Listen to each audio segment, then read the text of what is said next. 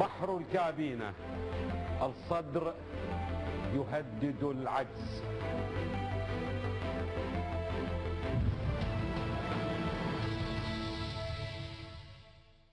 فإن يك صدر هذا اليوم ولا، فإن غدا لناظره قريب.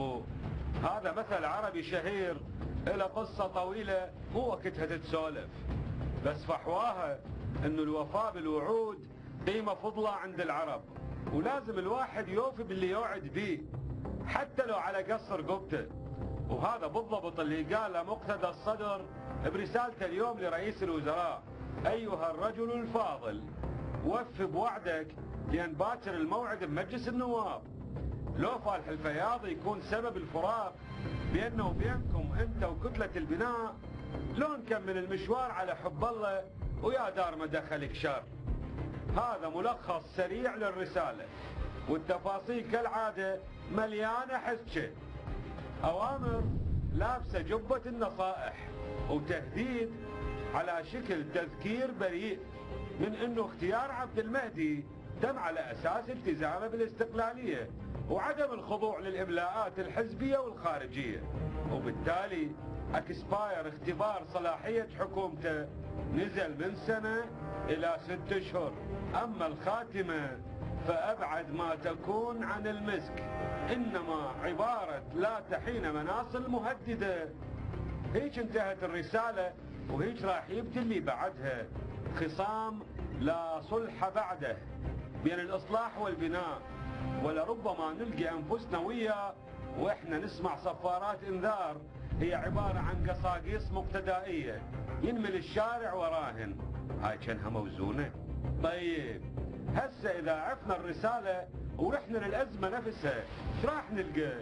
الجواب: راح نلقى استقتال هائل على الوزارات الأمنية، عراك وصراع ومالخ من الروس، بحيث تحس نفسك بحرب البسوس. والغنيمة دجاجتين بيضا ذهب، الدفاع والداخلية. اي نعم، الجماعة دقهم ومدقوقهم على الهريسة، على الموازنات الهائلة المرتبطة بالدجاجتين، عفوا بالوزارتين. امتيازات أمنية وسياسية واقتصادية، مصرف جيب للولد، صفقات بمئات الملايين للمستفيدين طبعا.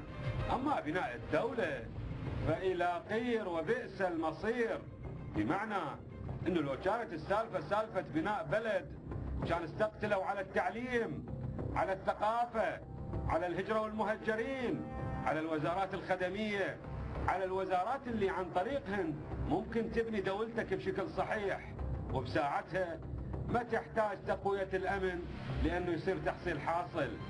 هيك الحكي صاير بالكواليس والكل يعرف به بما فيهم رئيس الوزراء. القصة قصة سيطرة على الشارع وتمكين لأجندة سياسية، أتاوات وبوابات فاسدة واستيراد أسلحة وإحكام لقبضة فصائل مسلحة، وبالنتيجة عاد تنتهي الحال بالشكل اللي تشوفوه: خصام بين الإصلاح والبناء وفقدان تام للثقة.